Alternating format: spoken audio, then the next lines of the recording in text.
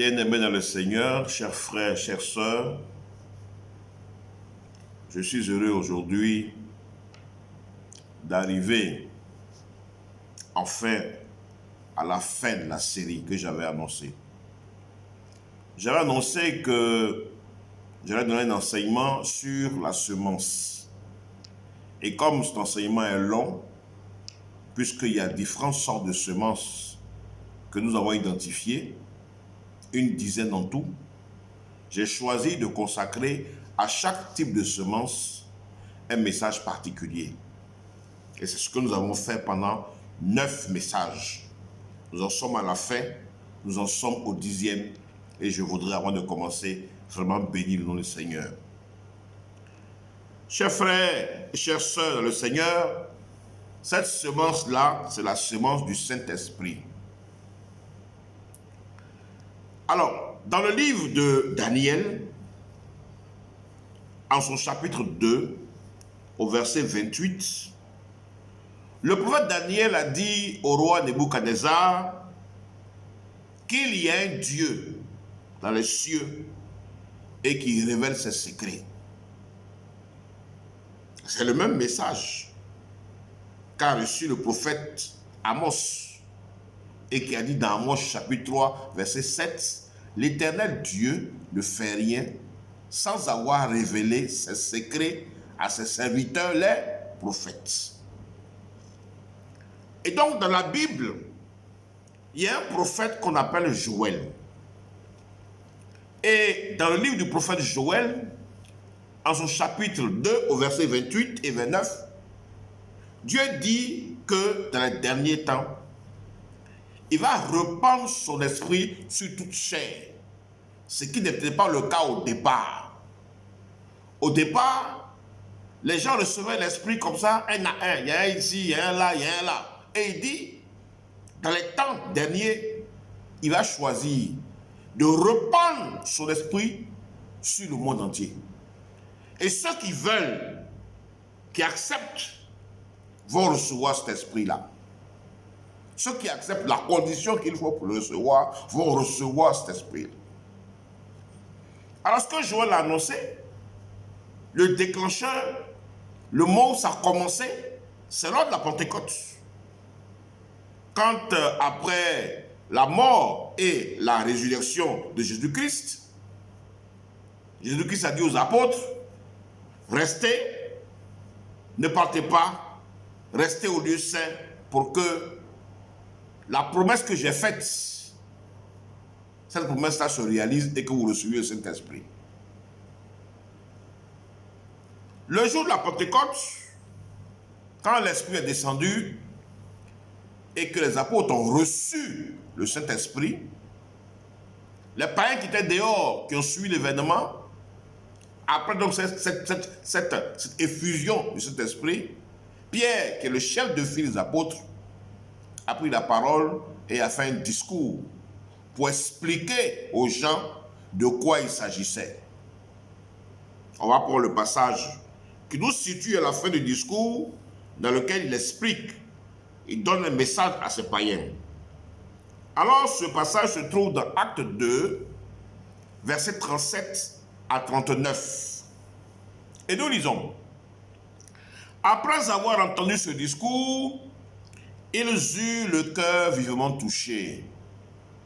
Et ils dirent à Pierre et aux apôtres, « Hommes frères, que ferons-nous » Pierre leur dit, « Repentez-vous et que chacun de vous soit baptisé au nom de Jésus-Christ pour le pardon de vos péchés et vous recevrez le don du Saint-Esprit, car la promesse est pour vous, pour vos enfants et pour tous ceux qui sont au loin, en aussi grand nombre que le Seigneur, notre Dieu, les appellera. »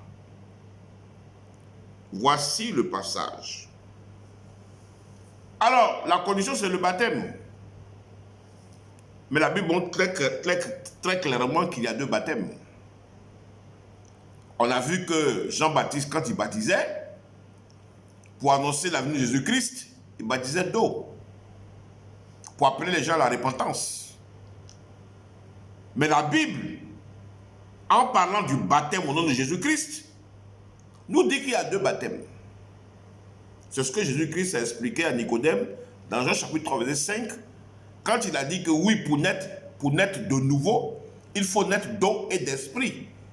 Et dans Hébreux 6, verset 1 à 2, on nous parle des baptêmes. Il y a donc deux baptêmes. En effet, le premier baptême, c'est le baptême d'eau. L'évangéliste qui baptise donc celui qui est converti dans de l'eau pour qu'il le fait au nom de Jésus-Christ, pour que ses péchés lui soient effacés, qu'il s'engage dans une nouvelle vie ayant quitté le monde du péché, qu'il coupe le cordon ombilical avec le monde du péché pour entrer maintenant dans le monde de l'obéissance à Dieu. Mais quand cette condition est remplie, Jésus-Christ donne à cet individu le baptême du Saint-Esprit, car c'est Jésus-Christ qui baptise du Saint-Esprit. Et c'est ce que Jean-Baptiste avait dit. Il a témoigné dans Jean 1, verset 32 à 33. Il a dit, mais moi je ne le connaissais pas. Celui qui m'a envoyé m'a dit, celui sur qui tu verras le Saint-Esprit descendre et s'arrêter, c'est celui-là qui baptise du Saint-Esprit. Et je témoigne que quand je l'ai baptisé, le Saint-Esprit est descendu et s'est arrêté sur lui. Et la voix se fit entendre du ciel. Mais, bien-aimé le Seigneur, la Bible montre aussi que la parole prêchée peut conférer le don du Saint-Esprit. On l'a vu effectivement dans Actes chapitre 10, versets 44 à 48, où Pierre a été étonné, dans une province où il prêchait la parole de Dieu. Il a été étonné de découvrir, de voir que les païens qui l'écoutaient ont reçu l'effusion du Saint-Esprit. Ce n'est pas étonnant. Mais pourquoi? Parce que d'abord, la parole de Dieu sanctifie. Dans Jean 17, verset 17, il est dit que la parole de Dieu sanctifie. Ensuite, dans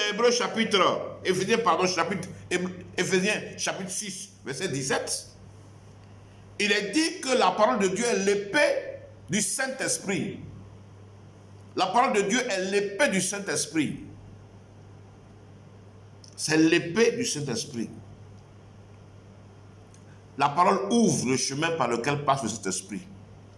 Pour prendre une image, pour que vous compreniez un peu, mais l'image peut-être ne traduit pas vraiment la réalité, mais pour que vous compreniez, c'est comme si la parole est une aiguille. Et puis l'esprit est le fil qui est accroché à l'aiguille. C'est quand l'aiguille rentre que le fil qui suit, qui est attaché, rentre. La parole est l'épée du Saint-Esprit. Quand la parole est prêchée, le Saint-Esprit qui est attaché à la parole agit. C'est comme ça. Et donc, les païens qui écoutaient la parole de Dieu, qui l'ont reçue dans leur cœur, ils ont reçu le Saint-Esprit. Alors, une fois qu'on est baptisé du Saint-Esprit, le Saint-Esprit vient habiter en nous. Et notre corps devient le temple du Saint-Esprit. C'est ce qui est écrit dans 1 Corinthiens 6, verset 19. Et nous lisons, « Ne savez-vous pas que votre corps est le temple du Saint-Esprit qui est en vous, que vous avez reçu de Dieu et que vous ne vous appartenez point à vous-même. » Quand vous avez reçu le Saint-Esprit, vous devenez la propriété privée de Dieu. Voilà, vous donnez votre vie à Jésus-Christ. Vous offrez votre vie à Jésus-Christ. Alors, bien-aimé le Seigneur, il faut savoir que le Saint-Esprit et c'est là que nous allons arriver, puisqu'on parle de la semence spirituelle, la semence du Saint-Esprit. Le Saint-Esprit est une semence. Le Saint-Esprit que le chrétien reçoit en lui, son corps devient une terre dans laquelle est planté le Saint-Esprit. Le Saint-Esprit est une semence. Car en effet, lorsque le chrétien devint un homme nouveau à travers la conversion pour devenir enfant de Dieu, tu ne peux pas devenir enfant de Dieu s'il n'y a pas une procréation spirituelle. Pour qu'il y ait une procréation spirituelle, il faut qu'il y ait une semence. De la même façon que dans la chair, pour qu'un enfant soit mis au monde, pour qu'un bébé soit mis au monde, il faut une semence. Ainsi, dans l'esprit, pour qu'un chrétien devienne, pour qu'un païen devienne chrétien et naisse de nouveau, il faut aussi qu'il y ait une semence. Et quand vous êtes fils de Dieu, vous recevez en vous la semence de Dieu. Et comme Dieu est esprit, selon Jean 4, verset 24, la semence que vous recevez, c'est l'esprit que Dieu implante en vous. Alors, on va lire le passage qui est très intéressant, qui parle de la semence de Dieu en nous. Ce passage est dans 1 Jean, chapitre 3, verset 8 à 10. 1 Jean, chapitre 3, verset 8 à 10. Et nous lisons. Celui qui pêche est du diable, car le diable pêche dès le commencement. Le Fils de Dieu apparut afin de détruire les œuvres du diable. Quiconque est né de Dieu ne pratique pas le péché, parce que la semence de Dieu demeure en lui, et il ne peut pécher parce qu'il est né de Dieu. C'est par là que se font reconnaître les enfants de Dieu et les enfants du diable. Il faut que je répète la phrase précédente, elle est très importante. Je répète. Quiconque est né de Dieu, donc est devenu une nouvelle créature à travers la nouvelle naissance, quiconque est né de Dieu ne pratique pas le péché, parce que la sémence de Dieu demeure en lui. Et il ne peut pécher parce qu'il est né de Dieu. C'est par là que se font reconnaître les enfants de Dieu et les enfants du diable. Ah, ça c'est un passage très intéressant. Alors, ça veut dire quoi? Ça veut dire que la sémence de Dieu étant en nous, qui est l'esprit que nous avons reçu, cette semence-là qui nous aide à être enfants de Dieu et à ne pas pécher. Mais comment concrètement cette semence nous aide-t-elle à nous affranchir du péché? Comment cela se réalise-t-il? Eh bien, cela se réalise à travers les fruits du Saint-Esprit. C'est les fruits du Saint-Esprit, donc les fruits de cette semence-là, qui nous donnent progressivement les armes, les moyens, les pouvoirs pour nous affranchir du péché et quitter définitivement la sphère du péché et dominer totalement sur le péché. Alors, quels sont les fruits de l'esprit? La Bible les mentionne dans Galates chapitre 5, verset 22. Et nous lisons Galates 5, verset 22. Mais le fruit de l'esprit, c'est l'amour, la joie, la paix, la patience, la bonté, la bénignité. Il faut qu'on explique la bénignité. La bénignité, c'est la capacité qu'on a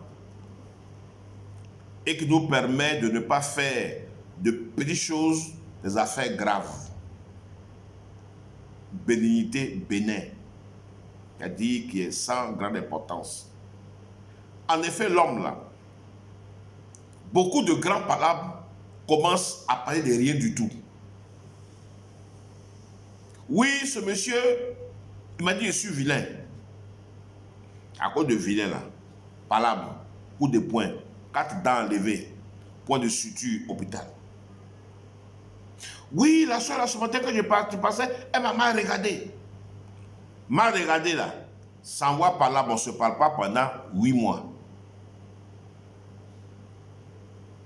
Ah, papa, il a volé 1000 francs. Laisse tomber. Ah, papa, elle m'a mal parlé. Laisse tomber.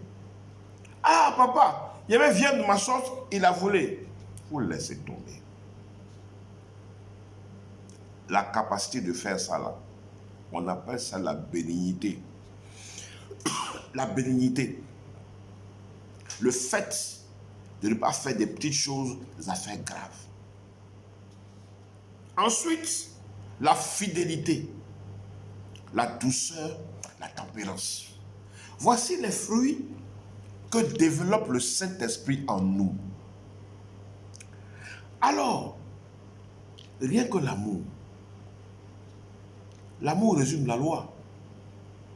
Quand tu aimes ton frère d'un amour sincère, cet amour te rend incapable de lui faire du mal. Quand l'esprit met la joie en toi, les mauvais sentiments, l'aigreur te quittent. Quand tu as la paix en toi, tu es serein. Et ton esprit ne rumine pas des mauvaises pensées. La patience. Voici une chose qui manque à beaucoup de chrétiens. Ils demandent à Dieu, Dieu donne-moi quelque chose. Et puis quand ça ne vient pas, ils se découragent.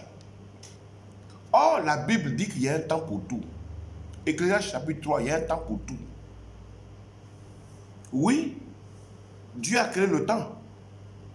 La Bible dans Genèse chapitre 1, verset 1. Au commencement, la terre était une masse informe et vide. Et l'Esprit de Dieu se mouvait au-dessus des eaux. Et Dieu dit que la lumière soit, et la lumière fut. Dieu ayant vu que la lumière était bonne, il la sépara des ténèbres. Il y eut un matin, il y eut un soir, ce fut le premier jour. Au commencement, Dieu a créé le temps de la terre. Dieu a créé le temps de la terre. Dès lors, toutes les activités sur la terre se déroulent dans le temps. La vie se déroule dans le temps. Les œuvres dans le temps. La croissance spirituelle dans le temps. La grossesse dans le temps. Tout se déroule dans le temps. Donc, entre le temps où tu as demandé à Dieu de donner un enfant et le temps convenable, le temps que lui juge convenable pour te le donner, entre ces deux temps se coule un temps dans l'intervalle. Mais pendant ce temps-là, il faut tuer la patience. Le chrétien n'est pas patient. Quand il attend que ça ne vienne pas, il n'a pas la foi, la patience pour attendre. Il se décourage. Dans son découragement, dans l'aigreur de son découragement, il pose des actes. Des actes qui irritent Dieu. Et comme ces actes irritent Dieu, alors ces actes repoussent sa bénédiction. C'est pour cela que le psaume 27, en son verset 14, nous dit: espère en l'Éternel, fortifie-toi, et que ton cœur s'affermisse, espère en l'Éternel. La patience.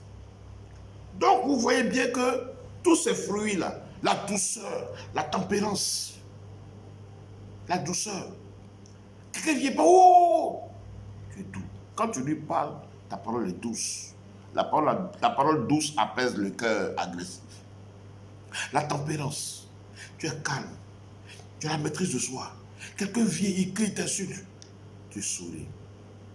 Tu as le calme, tu as la sérénité, ça t'empêche de pécher. Si tu n'as pas ça là, Dès qu'il dit imbécile, tu as un coup de tête. Donc, ces fruits de l'esprit-là nous transforment, nous donnent les armes pour résister contre le péché. Voici, bien-aimé, la semence spirituelle et ce qu'elle produit en nous. Je prie Dieu que ta semence se développe et qu'elle produise beaucoup de fruits, afin qu'elle t'amène, comme dit le Jean chapitre 1, verset 12, à vraiment devenir progressivement un enfant de Dieu. Que Dieu te bénisse, que Dieu t'assiste, que Dieu te fortifie, que sa paix soit avec toi. Au nom de Jésus-Christ. Amen.